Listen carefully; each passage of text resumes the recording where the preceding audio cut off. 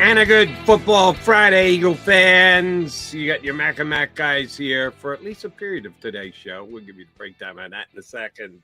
A football Friday in the dead of the summer. Johnny Mac, I feel badly for you. I'm not jealous at all that you're going to Eagle practice. Sometime I am. Not today. 90 plus degrees at 9 o'clock in the morning. It's going to be hot out there. J-Mac, stay hydrated. I will say that. And I was a little surprised when you texted me last night and said, as of now, no changes. They're planning on being out there on the field. Yeah. Could have gone inside. They could have gone earlier. They're keeping it as is, eh? Yeah. I was a little surprised they didn't move it up an hour. That's what they did last year when it got really hot.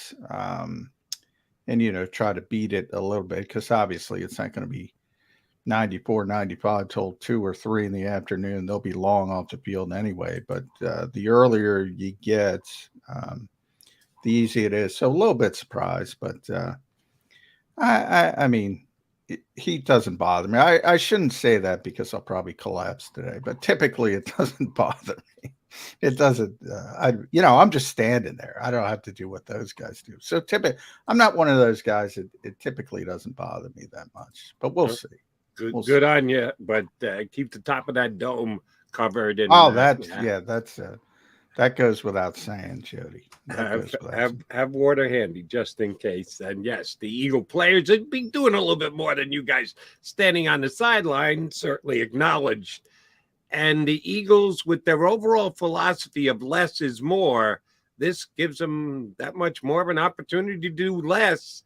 And specifically on a day like today, you can't even begin to second guess them because around the National Football League, you had 2 stars go down yesterday, one on a non-contact play. The other one, I guess there was some contact, but the quarterback of the Cincinnati Bengals, Joe Burrow, they're saying that it's just a calf strain, but you never really know. And what does calf strains lead to? And Jalen Ramsey, big trade from the Rams to the Dolphins during the offseason. He and Xavier Howard, as good a corner combination as we have here in Philadelphia, minimum 6 to 8 weeks and maybe season ending. You sure the Eagles are even going to go out there and practice today, John? They want to make sure they stay healthy. Yeah, I mean, that yesterday was a perfect example of what, and Joe Burrow especially, what the Eagles are probably ahead of the curve. And I say, Joe, all this is anecdotal. Like, it's not proven. The Eagles might go out there today and somebody gets hurt. Again, you can't prevent it. You can't legislate it. That was non-contact. Joe just, if you saw the film, just sort of blushing right. And turns out that they caught a break. It's only a calf strain. Now, those can linger for a number of weeks, but obviously we're early in the process. But, I saw Zach Taylor talk after the practice, and he noted, on the first day for Cincinnati, he wasn't wearing that calf sleeve. And on the second day, he was before he got injured. And Zach Taylor just made a quick note of he was sore. And, we joked about it. The Eagles start day 1. They do a walkthrough day 2. They're back practicing, give the guys a little bit of an opportunity to calm down a little bit from the soreness. And they're very cognizant of those soft tissue injuries. That's the reason they do things the way they do things. I've said it for a while. It's a cost benefit thing. But I think the Eagles are right. And I've been pretty consistent with this, even though, look, I'm an old school guy, but the rules are the rules. Mm-hmm. And you can't prepare like you used to anyway. So then to me, it shifts and it says, what's more important? That I'm, as prepared as possible for week 1 or get healthy for week 1. I think personally it's be healthy as possible for week 1. And then you sort of play through the hiccups. And the Eagles have done that. And we go back to last year in Detroit. They started like a house of fire and they played poorly in the second half and they held on and they got better and better and better. And won a bunch of games in a row. The first season, they were great. They were gangbusters in week 1 in Atlanta. I think that had more to do with Arthur Smith being completely overmatched. But then people forget they were really sloppy during that 2-5 start. They were leading the league in penalty. They were extremely, extremely sloppy. And then they were able to fix things as the season wore on. I thought that was a good sign for the coaching staff, not only change the offense, but clean up some of those issues.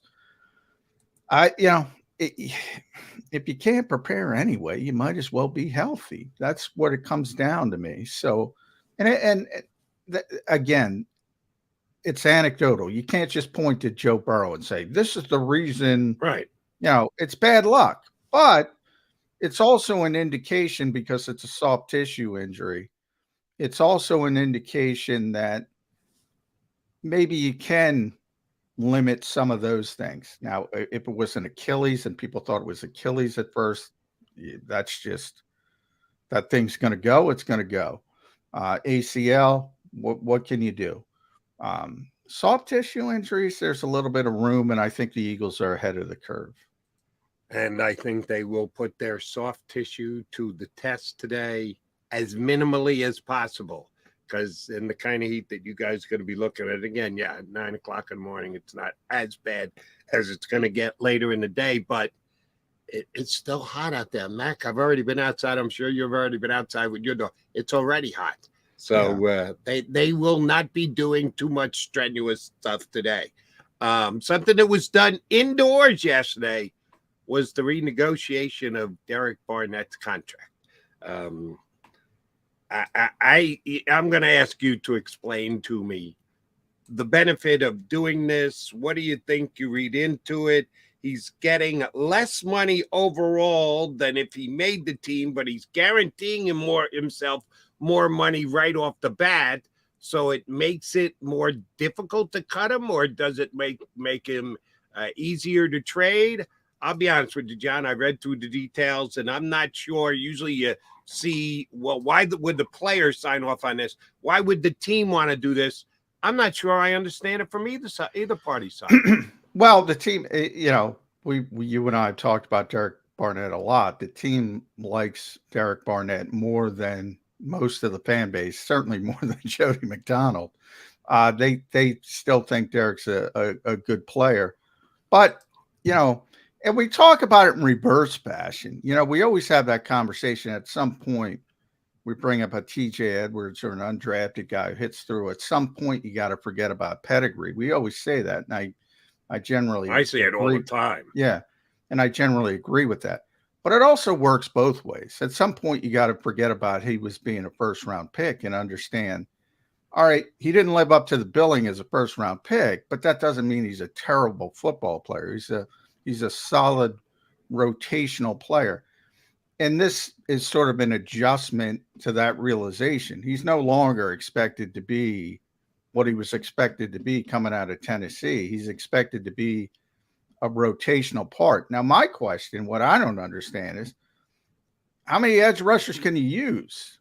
Now, there's always injuries. We're just talking about injuries. Well, except the Eagles never get injured because they don't practice. So they're better at protecting their players from injury. If we're talking theoretically, and a whole bunch of this conversation is theoretically, because you never know what's going to happen. The Eagles seem to be of the belief that they've got more of a grasp on controlling injuries than anybody else. I think they do with soft tissue stuff. But again, I brought up, Achilles tears. Well, 2 years ago, it was Achilles for Brandon Graham. You never know what's going to happen. It's a heck of an insurance policy.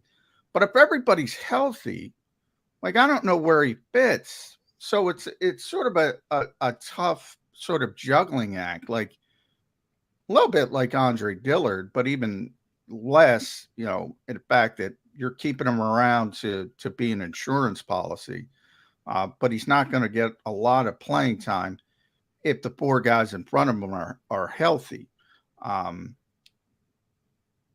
my standpoint, I say they're renegotiating. That's more of an indication to me they're going to keep him than trade him. But it doesn't prevent them. It's not like you got a no trade clause. Maybe as it goes down the road, they feel more comfortable. They think Nolan Smith's ready to go as a rookie. They say, you know what? Let's spin him off and try to get something. And maybe it even makes it a little more palatable. You get a little bit more coming back with a more manageable number. So I don't think it prevents anything, but they want to keep him. And all I can point to is, and I kind of said it yesterday, or was I on yesterday? Everything runs together. They got to be carried by this defensive line.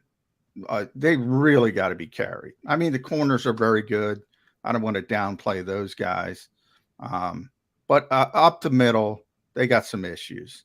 And that, the better they are up front, the easier it is on those guys at linebacker and safety. And they're really good up front. But where's that sort of line? Like at some point, you got to get the best players reps. And as good as the backups are, they're not as good as the starters. So where is that sort of balancing line? And they have so much depth on the defensive line. I'm trying to figure out. I told you yesterday, Jody, day one, I was surprised how much Jordan Davis got work with the 4-man fronts. Right. Like if you're trying to get him on the field in the 4-man fronts, well, boy, I mean, that's going to affect somebody. It's going to affect Pletcher. It's going to affect Jalen Carter, Milton Williams, most notably. These are all good players, And the same thing with the edge. I mean, you're already starting to think if Nolan Smith shows up and they have the luxury of waiting for Nolan Smith, but he's really impressive physically. He's just really gifted. And if he does show up and he becomes it becomes really evident that he belongs on the field, then you're already taking reps away from Brandon Graham and at 34, 35. That's not the worst thing in the world. But you want Hassan Reddick on the field in key situations. You want Josh Sweat on the field in key situations. At some point, it's a nice problem to have, but at some point, it becomes a problem because you got to get guys in there. You got to get guys reps. If Brandon Graham plays the same as he did last year, I think Eagle fans should be happy with that. I think the coaching staff should be happy with that. Most importantly, I think Brandon should be happy with that. I don't see him playing more snaps. As good a season as he had last year, and arguably had one of the best seasons he ever did. If you're a sack guy like me, numero uno at the top of the list. I don't know how he's gonna go in, and Brandon's just not that kind of guy. And getting the coach's ear and go, how am I not getting snapped? How do you pull me on that play? Why wasn't I out there? That's not Brandon Graham. So he's not the one I worry about. I hear what you're saying, John. They got a lot of choices to make on that defensive line, and there's probably going to be a couple of guys who aren't happy with as many times as their number is called. Yeah, I don't think Brandon Graham is one of them. No, and Brandon was already talking about it on Wednesday. He knows his role is to sort of pay it forward and get these guys ready. And it's nice. I think I mentioned Brandon and Darius Slay with that. But I wasn't even talking about guys being unhappy with playing time, because that's true. That's part of it. Guys will be unhappy. But also, even if they are good soldiers, and you're right, Brandon's going to be first in line to be the good soldier. Mm-hmm. But even if they're all good soldiers, how effective are you going to be if you're getting a handful of snaps? A lot of these guys need to get the feel of the game and all that kind of stuff. This is the kind of stuff you talk about with a really good team because they're too deep almost. And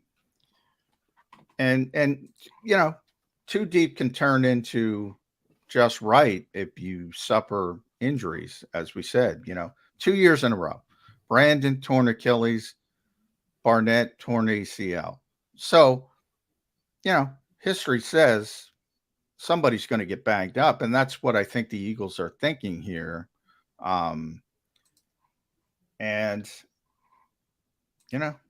It's a nice insurance policy. I will say that. Right. If you can have too many players or not enough players, that's a really easy choice. Which one you can take? Too many players every day of the week and twice on Sundays. All right. Do want to ask you about something we touched on this briefly yesterday, but didn't cover it enough for me. Nick Sirianni opening press conference with Howie Roseman after all off season talking about how many times he watched the Super Bowl and he likes to go through the mud and be able to correct himself. He came out and just basically said, forget the Super Bowl yesterday. There's nothing they can do about it, that they have to be able to just go one day at a time from here on in. He says it with conviction every time he says it. You think his team is bought into the Super Bowl now doesn't exist? We've moved on. It's a whole new season. We have to get better from day to tomorrow. We know a bunch of the mottos that he uses. Do you think the team has been able to do that the same way the coach has? No. No. I mean, I just saw A.J. Brown on somebody's sort of video log or whatever it is, and talking about how much holding there is in the NFL from defensive backs. And he said they never call it, but they called it one time in the Super Bowl. So it's still in the forefront of a lot of guys' mind. Look, man, they thought they were the better team. They thought they outplayed Kansas City and they lost the game. And they're tremendously disappointed. I think that there's some guys, Jalen Hurts, probably number one on that list, that are capable of blushing it, as he likes to say, a little bit quicker than other guys. AJ, we've heard. Brandon, we've heard talk about some of the disappointment. It's human nature. That's what Nick has to deal with. That's part of it. That's part of the Super Bowl hangover. The part of the human nature aspect of sighing and saying, "Oh, we were there, right there, about to grab the flag," and then you get kicked off the top of the mountain, and then you got to go back up the mountain again. It's difficult, but Nick Sirianni's been hyper focused on that. I think it's relatively easy for him, but he acknowledged before, when he was talking to us leading up to training camp, he's been saying this since he got here. Get 1% better each day. Don't worry about tomorrow, worry about today. He's been preaching this since he got here, long before the Super Bowl, and he's cognizant that the longer he's here, he's got to change the message a little bit. He's got to find different ways to tweak it and make sure people subscribe to it and all that kind of stuff. It sounds simple, but it's easier said than done. We're constantly looking ahead, looking at the schedule. Well, they're human beings too. The players, they're looking ahead. They're looking at schedules. They've been very good at it, keeping the players focused.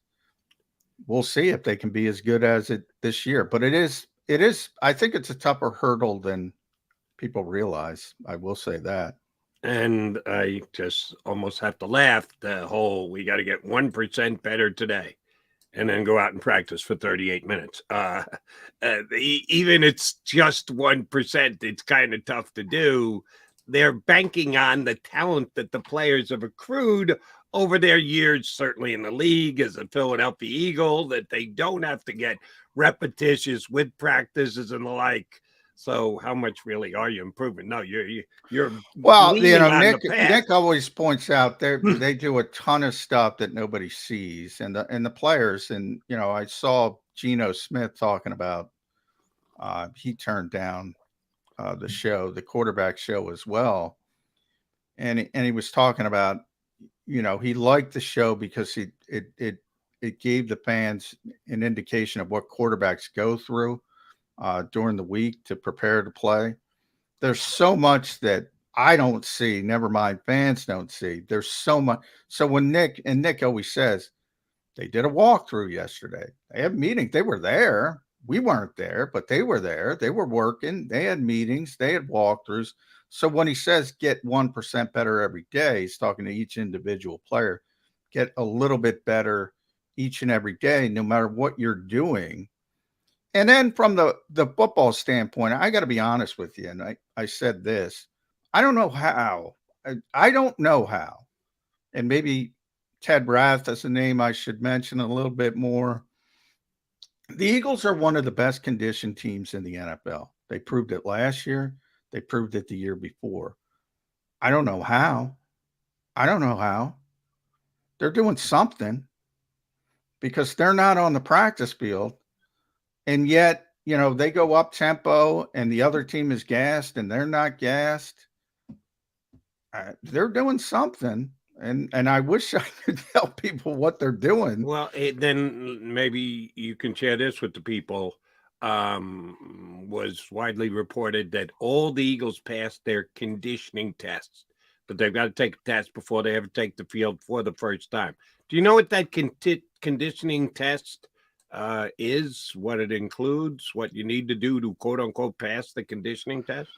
Yeah, it's not that big of a deal. It's, you just, in the old days, you're just running the field and doing certain things and obviously different positions. I remember Jalen Reagor bailed. That was a big deal because, receivers, NFL receivers are even when they're in bad shape, they're in good shape, but it's a floating scale for different positions.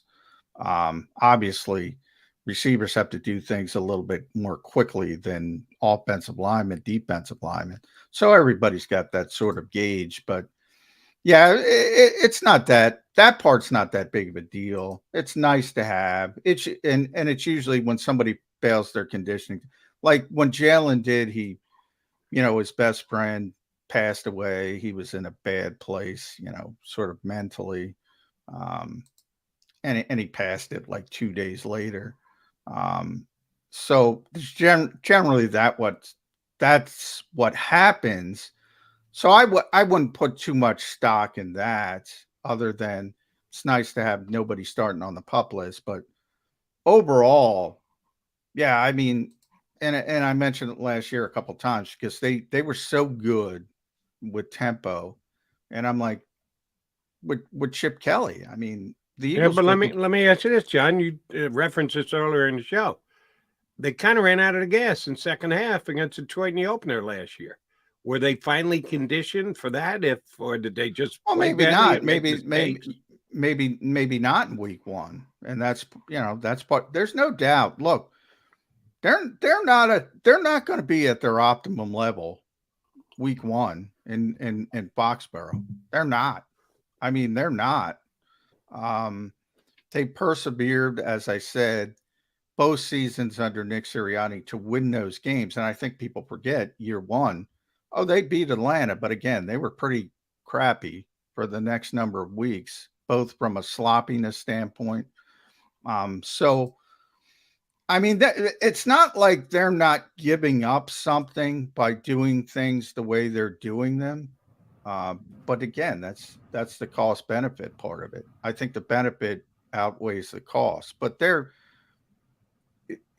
the first couple games are like they're trying to get up to speed. Then how do we determine that they are a finely conditioned team as you described them as? Well, as the season wore on, again, they would run tempo all the time. And I would watch other teams get gassed and they're just going and going and going and successful. And it to the point where it raised an eyebrow. Now, maybe it's just they got better players. I mean, that's part of it, but better players get tired. I bring up the Georgia guys all the time because one of the knocks on Jordan Davis was his conditioning. Not every player. One of the knocks on him was his a rookie. Every single Georgia player says, Jordan Davis has said it, Jalen Carter said it already, Nakobe Dean says it all the time. I haven't talked to Nolan about it, but he'll say it. Every single one of them says we did. This is easy because we had tougher practices at Georgia, which I firmly believe. They're not lying. Um, but Georgia's not ready to play. One of the big questions, well, a lot of snaps. One of the big questions with Jalen Carter is conditioning. How many snaps can he play? A part of that is because they rotated so much at Georgia. But, the Eagles are ready to play. And I can't necessarily explain it when they get going other than the stuff they're doing behind the scenes. And that's why I say maybe I should bring up Ted Rath a little bit more because, he's I think his title is player performance, VP of player performance. So he's essentially the head strength and conditioning guy. They're doing a good job with that. All right. No, you got to go. No, you have to talk to Coach Sean Desai first. They rotate coaches on a daily basis. Sirianni was one. You get the coordinators rest of the week. Is Sean Desai going to make any definitive statements after 2 days of practice? Going to step out and go, and this player has looked great so far. You think he'll be playing his cards close to the vest? I think like a guy who wants to talk, Johnny Mac. Yeah, I think it's going to be very close to the best because Nick is so involved.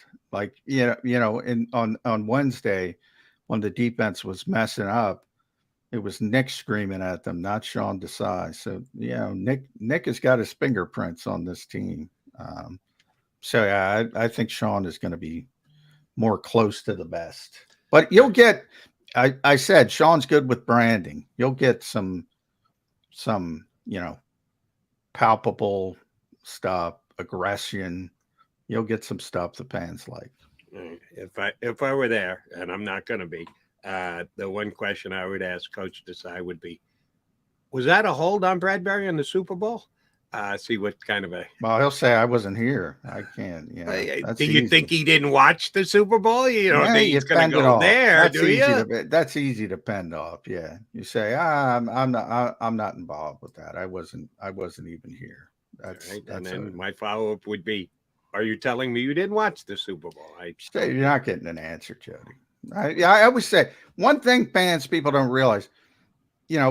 You want us to ask certain questions. We're not asking questions we're not getting answers to. Like we know, and that's not to say we do things because we ask bad questions all the time. We ask questions that we don't get answers to. They try to shut us down.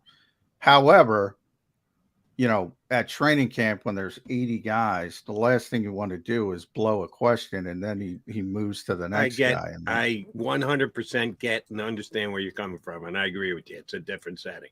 Yeah, I see, because you're there every single day, and you got to continue to do the job. You got to. I don't give a flying, you know what? So I just get him on the record about. I get him on the record, not getting on the record about whether or not Bradbury's playing the Super Bowl was all. Or at least I try.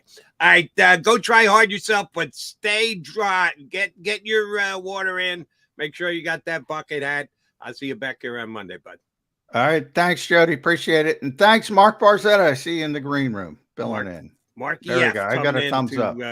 Pick up the slack for Johnny Mac. He's got to get to the over to Eagles camp for a day in the sun. Good luck with that, bud. All right, I'm going nowhere fast. I'm coming back. And yes, Mark Barzetta is going to join me. He's going to hold down the fort, jumping in for Johnny Mac for the next hour and a half here on Birds 365.